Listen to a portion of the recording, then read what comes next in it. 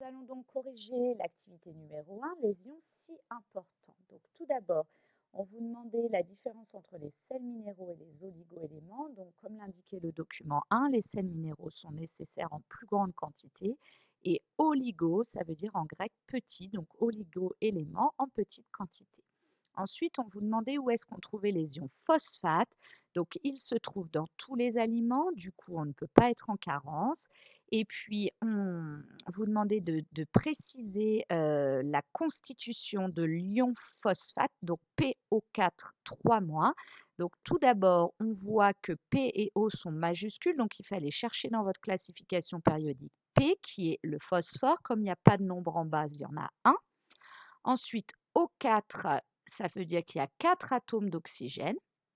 Et je vous rappelle que 3-, vous vous rappelez, un ion, c'est soit un groupe d'atomes, soit un atome. Donc là, c'est un groupe d'atomes qui a soit perdu, soit gagné des électrons, hein. C'est chargé, un ion. Donc là, comme les électrons, rappelez-vous, est accent négatif, donc pour que PO4 devienne 3-, il faut qu'il y ait 3- qui rentrent, 3 électrons, puisque les électrons sont négatifs qui rentrent, donc ils ont gagné 3 électrons. Ensuite, on vous demandait où on trouvait les ions sodium. Donc les ions sodium se trouvent dans le sel, les crustacés et les produits salés. Et attention, les personnes ayant des problèmes cardiaques doivent suivre un régime sans sel. Voilà pour ça. Ensuite, on vous demandait ce que pouvait provoquer une carence en ion calcium. Donc, elle provoque de l'ostéoporose, de la décalcification et du rachitisme. Et pour l'ion magnésium, ça provoque du stress et des déficiences intellectuelles et physiques. C'est pour ça qu'à votre âge, on vous conseille souvent de faire des petites cures de magnésium marin pour justement, pallier au en fait, c'est tout ce qui est, on va dire, influx nerveux, le magnésium. Donc c'est pour ça que parfois vous avez votre petite, paupière qui saute un petit peu. Ça, c'est souvent dû à un manque d'ion magnésium. Donc c'est important, comme ça facilite bien entendu tout ce qui est, pardon, excusez-moi, tout ce qui est, terminaison nerveuse. Voilà. Donc, on continue maintenant avec les ions fer-2. Donc, on vous demandait où est-ce qu'on en trouvait. Eh bien, on en trouve dans la viande, le vin, le jaune d'œuf et le chocolat. Et donc, du coup, ensuite, on vous demandait pour la question 6 de faire un tableau et de donner donc tous les formules des ions, donc cités dans l'énoncé. Donc, il y avait l'ion cuivre 2 Cu2+, l'ion fer 2 Fe2+, l'ion iodure I-, l'ion zinc Zn2+, et ion fluorure F-. Donc, c'était donné dans l'énoncé. Alors, Cu2+ vient de Cu. Si on regarde la classification périodique, le nombre en bas, qu'on appelle le numéro atomique, c'est 29. Je vous rappelle que c'est le nombre de protons contenus dans le noyau de l'atome. Pour le fer, le numéro atomique, c'est 26. Donc, c'est pour ça qu'il y a 26 protons. Donc, j'ai mis 26 plus.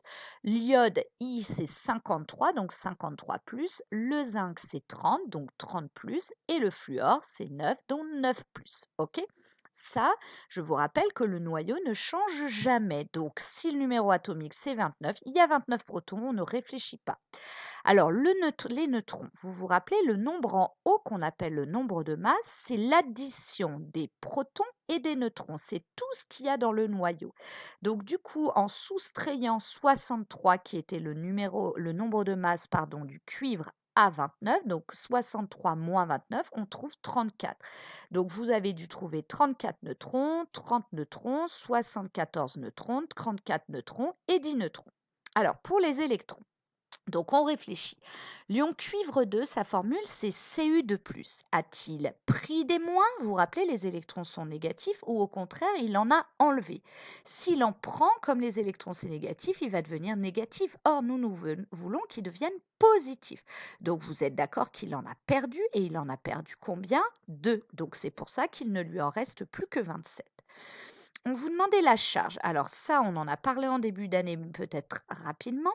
Si j'ai moins 27, c'est-à-dire 27 électrons, et plus 29, vous comprenez bien que, eh bien, ça fait une charge de 2 plus. En effet, moins 27 plus 29, ça fait bien en maths plus 2.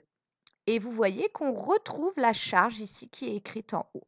Alors ici, le fer, pour devenir Fe2+, il a perdu 2 électrons, vous êtes d'accord? Donc 24 moins. Et de la même manière, moins 24 plus 26, ça fait 2 plus. Mais si vous avez compris le système, la charge, c'est ce qui est écrit en haut. Alors, I devient I-. Ah, lui au contraire, il est devenu négatif, donc il a un électron en trop, ce qui fait 50 moins, et donc il est chargé 1 moins ou moins 1 si vous préférez. Zn de plus, il a perdu 2 électrons, donc 28, et ça fait 2 plus comme charge. Et pour finir, F-, comme I-, il gagne un électron, donc il devient 10-, et au final, il a comme charge 1 moins ou moins 1 si vous préférez. Voilà pour ce corrigé de l'activité.